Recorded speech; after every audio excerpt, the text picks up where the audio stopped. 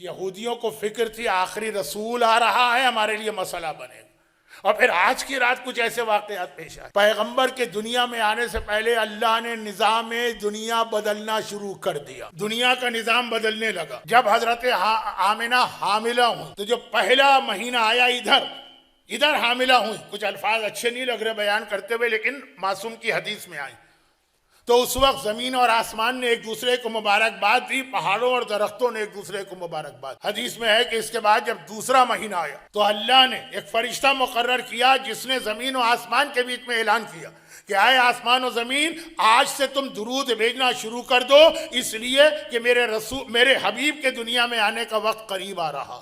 اور جب تیسرا مہینہ ہوا، پوری تفصیل ہے، جب تیسرا مہینہ ہوا تو بعد میں حکمران بھی بنے، ابو قحافہ کہیں سفر پہ گئے ہوئے تھے، واپس آئے، مکے کی سرحد کے قریب پہنچے، ان کے اونٹ نے پیشانی کو زمین پہ رکھ کے سجدہ شروع کیا۔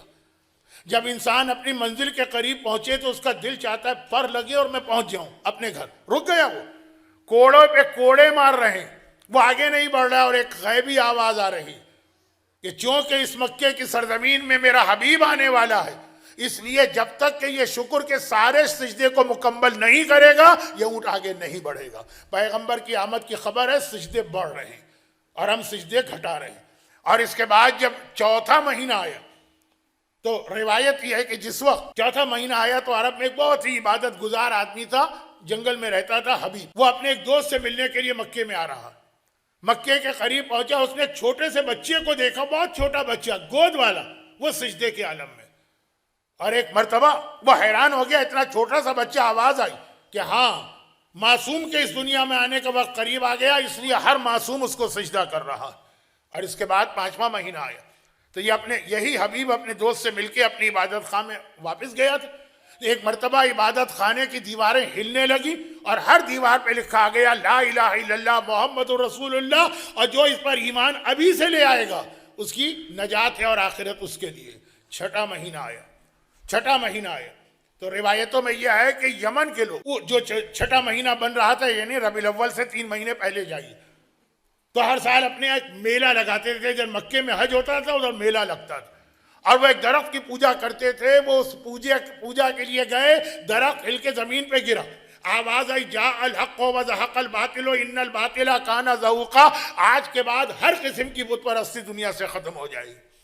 7واں مہینہ آیا، اس زمانے کا ایک مشہور آدمی حضرت عبد المطلب کے پاس آیا اور کہا کل رات کو میں نے خواب دیکھا کہ جیسے آسمان کے دروازے کھلے ہیں، ملائکہ اتر کے آ رہے ہیں اور اس زمین پہ آتے ہوئے درود کا تحفہ بیچتے چلے جا رہے ہیں، کثرت کے ساتھ ملائکہ۔ 8واں مہینہ آیا، روایت یہ ہے کہ دریاؤں میں تلاطم بپا ہوا اور دریاؤں کی مچھلیاں دریاؤں میں بے چینی سے گھوم رہی ہیں، یہاں تک کہ جبرائیل نے ایک مچھلی سے پوچھا تجھے کیا ہوا ہے؟ کہا وہ فرشتوں کو آتے ہم نے دیکھا، اور جس دن اللہ نے ہمیں پیدا کیا تھا اسی دن کہا تھا جب یہ فرشتے آسمان سے اترتے نظر آئیں سمجھ لینا میرے حبیب کے دنیا میں آنے کا وقت آ گیا ہے، ہم اس کے استقبال کے لیے بے چین ہیں۔ یہ دریاؤں کی مخلوق تھی۔ اور 9واں مہینہ آیا، ربیع الاول، اور 17 تاریخ قریب آ رہی ہے۔ بس جیسے ہی یہ 9واں مہینہ شروع ہوا، پہلی ربیع الاول سے آسمان سے کثرت سے فرشتے نازل ہو رہے ہیں، آسمان پہ ستارے ٹوٹ رہے ہیں، آسمان کے حالات بدل رہے، یہاں تک کہ 16 ربیع الاول کا دن ختم ہوا اور 17 کی رات آئی۔ اب وہ جو 5 بہت مشہور واقعات ہیں، اس وقت دنیا کے سب سے بڑے بادشاہ کا نام تھا کسریٰ، جو ایران میں ہوتا۔ آج بھی اس کے محل کا ایک ٹوٹا ہوا ٹکڑا مدائن میں حضرت سلمان فارسی کے مزار کے روضے کے پیچھے ہے۔ وہ کسریٰ کا شاندار ترین محل تھا۔ ایک مرتبہ وہ محل کی دیوار ٹوٹی، 14 کنگرے گرے، اس کے بعد جتنے بت دنیا میں جہاں جہاں تھے سارے بت اپنی جگہ سے منہ کے بل زمین پہ گر پڑے۔ مولا نے بت شکنی بعد میں کی ہے، 17 ربیع الاول کو یہ سارے بت منہ کے بل گر رہے ہیں۔ دریائے ساوا جس کی وہ لوگ پوجا کرتے تھے اس کا پانی خشک ہو گیا، دریائے سماوا جو ہمیشہ سے خشک تھا اس میں پانی جاری ہو گیا۔ اور ایران کے بڑے بڑے مجوسی علماء نے خواب میں دیکھا کہ جیسے دریائے دجلہ کا پانی بہتا ہوا ایران میں آ گیا اور کچھ عرب گھوڑوں پہ سوار ان کے علاقوں میں آ کے ان کے علاقے پہ قبضہ کر رہے ہیں۔ اور دنیا میں اس وقت تورات و زبور و انجیل کے جتنے اوریجنل نسخے تھے، بہت سی چیزیں تو چینج کر دی تھی نا یہودیوں اور عیسائیوں نے، اوریجنل نسخے تھے، اس میں جہاں جہاں رسول کا نام لکھا ہوا تھا وہاں پہ خون کا ایک قطرہ ظاہر ہوا، یہ پیغام دیتا ہوا کہ یہ رسول وہ ہے جو خالی بہت اہم جملہ ہے، خالی زبانی تبلیغ نہیں کرے گا بلکہ تلوار کے ذریعے بھی اسلام کا دفاع کرے گا۔ اور پھر اسی رات کو، پتہ نہیں کیوں اسی رات کو 16 ربیع الاول، بس یہ میرے آخری جملے ہیں، وقت بہت گزر گیا، اسی رات آسمان پہ ستارے ٹوٹ ٹوٹ کے گر رہے ہیں، اور جناب آمنہ پیغمبر کی والدہ اپنی ماں سے کہتی ہیں جناب برہ کہ پتہ نہیں کیوں آج میرا دل امڈا جا رہا ہے، میرا دل چاہ رہا ہے میں خوب روؤں اپنے شوہر کی موت کے اوپر، گرچہ شوہر کے انتقال کو 3 مہینے سے زیادہ ہو گیا، لیکن آج پتہ نہیں کیوں مجھے اپنا شوہر بہت یاد آ رہا اور میرا دل چاہ رہا ہے کہ میں خوب گریہ کروں۔ ان کی والدہ نے کہا کہ بے شک تیرا شوہر ایسا ہی تھا، اس پر جتنا بھی ماتم کیا جائے کم ہے، تو کہا کہ میں اپنے کمرے میں جا کے دروازہ بند کر کے ماتم کروں گی۔ کمرے میں گئیں، دروازہ بند کیا، شوہر پہ ماتم شروع کیا کہ ایک مرتبہ اچانک کمرے کی چھت پھٹی، اور اس میں سے ایک روایت ہمارے یہاں یہ کہہ کے پڑھی جاتی ہے کہ وہ ہر معصوم کے لیے نہیں، وہ روایت شہزادی کونین سے شروع ہوئی ہے، اس سے پہلے نہیں تھی۔ کون سی روایت؟ کہ جب شہزادی کی ولادت کا زمانہ قریب آیا تو 4 اہم خواتین جناب آسیہ اور جناب مریم مدد کے لیے آئیں۔ وہ رسول خدا کے زمانے سے نہیں شروع ہوئی ہے، وہ جناب شہزادی کونین، یعنی وہ اعلان اسلام کے بعد جو ولادت ہیں۔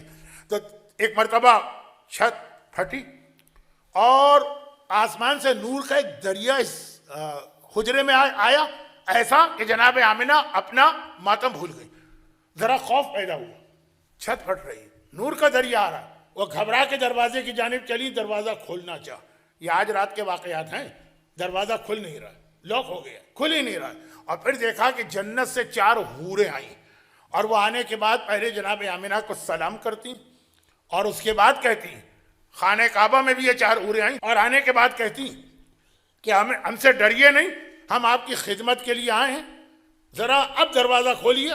دروازہ کھولا، فاطمہ بنت اسد بے چین تھی، گھر ہل رہا تھا، وہ اندر آ گئی، دروازہ دوبارہ بند ہو گیا۔ فاطمہ بنت اسد جناب آمنہ کے پاس ہے اور کوئی نہیں، لیکن جناب آمنہ کہتی ہے کہ اچانک ایک روشنی چمکی، میری آنکھوں کے آگے ایک پردہ پڑ گیا جناب آمنہ کی اور جناب فاطمہ بنت اسد کی، اور جب وہ پردہ ہٹا تو ہم نے دیکھا کہ وہ بچہ زمین پر ہے، الٹا ہاتھ زمین پہ رکھا ہے، سیدھا ہاتھ آسمان کی جانب ہے، کلمہ پڑھ رہے ہیں، لا الہ الا اللہ انا رسول اللہ اور شکرا للہ جاء الحق وزہق الباطل ان الباطل کان زہوقا کی آیت جو امام زمانہ نے بھی اسی طرح تلاوت کی ہے۔ اور اس کے بعد ایک مرتبہ وہ جنت کے کپڑے لے کر آئی تھی، وہ کپڑے پہنائے اس بچے کو، حور آسمان کی جانب چلی اور کہا کہ ابھی یہ دروازہ نہیں کھلے گا، یہ آج کی رات ہے، آج کی رات۔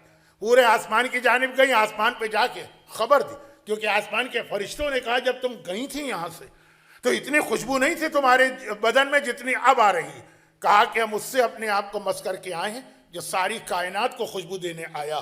اب فرشتے آئے، سب سے آگے جبرائیل اور میکائیل ہیں، جبرائیل کے ہاتھ میں ایک گہوارہ ہے جنت کا اور میکائیل کے ہاتھ میں عقیق سرخ کی سراہی، یہ آتے ہیں بچے کو اٹھاتے ہیں، عقیق کی سراہی سے کوثر کا پانی رسول پہ ڈالا جاتا ہے۔ جبرائیل کہتے ہیں کہ اے آمنہ ہم یہ پانی اس لیے نہیں ڈال رہے ہیں کہ اس بچے کو پاک کرنا ہے، یہ تو طاہر بھی ہے مطہر بھی ہے، یہ تو پاک ہے اور ہر ایک کو پاک کرنے والا، ہم اس لیے آئے ہیں تاکہ اس کے ذریعے سے کوثر کے نور میں اضافہ ہو جو نہر کوثر ہے۔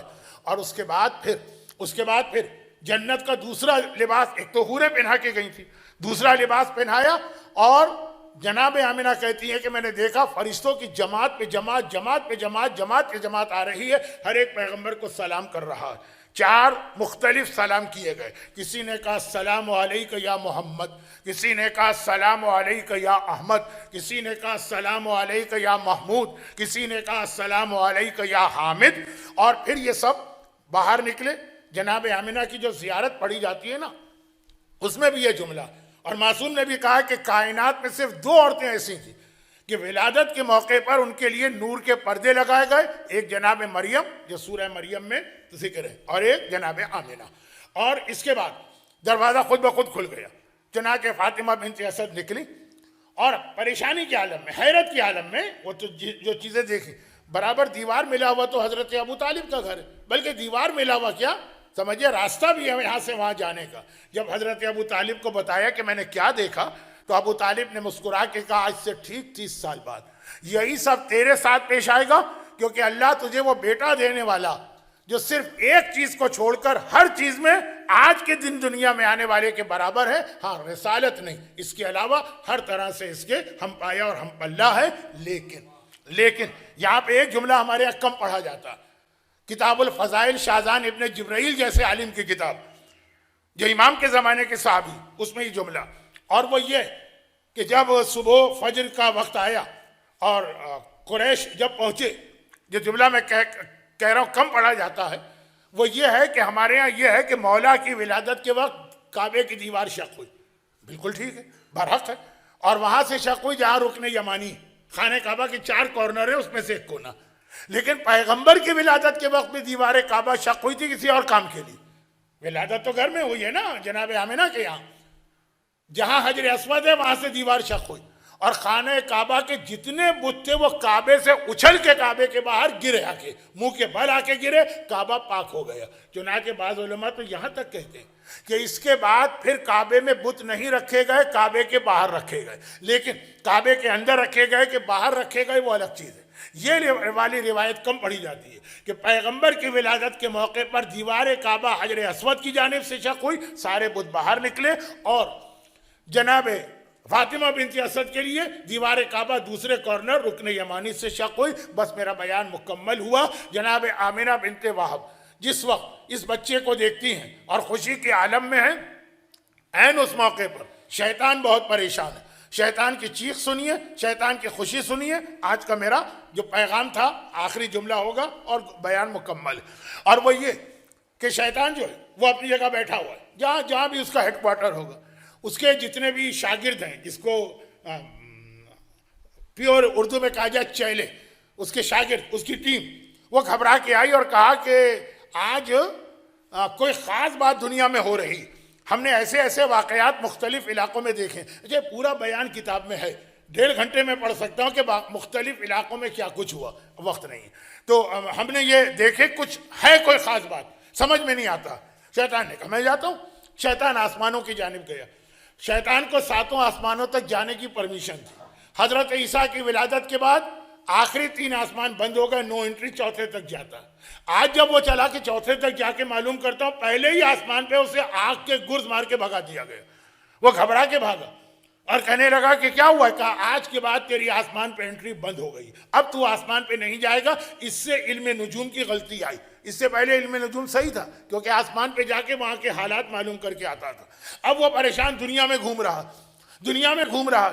مکے کے قریب پہنچا, دیکھا فرشتوں کا بڑا زبردست پہرا لگا ہوا اور جبرائیل امین فرشتوں کی فوج کی قیادت کر رہے ہیں. شیطان آگے بڑھ کے مکے میں جانا چاہتا, اس سے پہلے جاتا تھا. آج جبرائیل نے روک دیا, کہا خبردار, آج اس مکے میں وہ بچہ پیدا ہوا جس کے قدموں کی برکت سے تجھے اجازت نہیں ہے آج مکے میں داخل ہونے کی. چیخ ماری شیطان نے, کہا وہ آخری نبی آ گیا. کہا وہ آ گیا. آج اسی آخری نبی کے آنے پہ یہ کائنات خوشی منا رہی ہے. ایسی چیخ ماری کہ 7ویں آسمان تک گیا, کیونکہ شیطان کو پتا ہے آخری نبی کے آنے کا مطلب ہے میری موت. کہا جبرائیل ایک بات بتا دے, کیا اس آخری نبی پہ میرا کوئی زور چلے گا؟ جبرائیل نے کہا تف ہو تیرے اوپر, اس پر تیرا زور چلے ناممکن ہے. کہا اس کی امت پہ میرا زور چلے گا؟ کہا ہاں, اس کی امت کے کچھ لوگ تیرے قابو میں آ جائیں گے.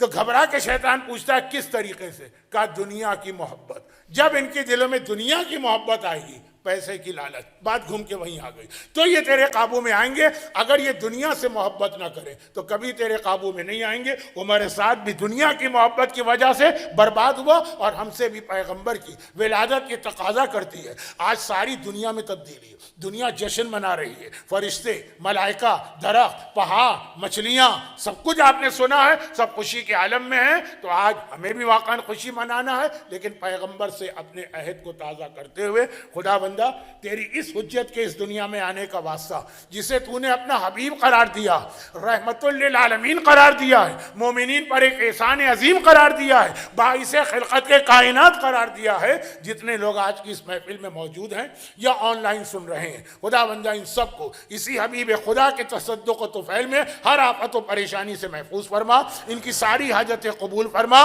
ہم کتنے ہی گناہگار کیوں نہ ہو پیغمبر کی شفاعت سے ہمیں محروم نہ فرما۔ پروردگارہ تجھے واسطہ آج کی اس خوشی کا ہمارے مرحومین کو بھی جہاں پر بھی وہ ہیں، اگر خدا نہ کرے عذاب میں تو عذاب دور فرما، جنت میں ہے تو درجات بلند فرما، حاجت مندوں کی حاجتیں پوری فرما، اور اس خوشی کو مکمل کرنے کے لیے اسی کے وارث، اسی کے بیٹے، اسی کے فرزند امام زمانہ کے ظہور میں تعجیل فرما۔ تو اب یہ کہ اس موقع پہ ایک تحفہ آپ کو دینا ہے، وہ ابھی ٹھہر جائیے، پھر زیارت پڑھنا ہے، اس کے بعد پھر کیک کٹنگ وغیرہ ہوگی۔ زیارت ہم نے پچھلی دفعہ بھی مس کر دی تھی آپ کی بے چینی کی وجہ سے، یقیناً میں نے بہت ٹائم لے لیا، لیکن اب ایک آخری زیارت ہے آج رسول خدا کی، ذرا سلام کریں گے، اس کے بعد پھر باہر نکلیں گے۔ تو آخری تحفہ درود بآواز بلند محمد و آل محمد پہ درود بھیج دیں۔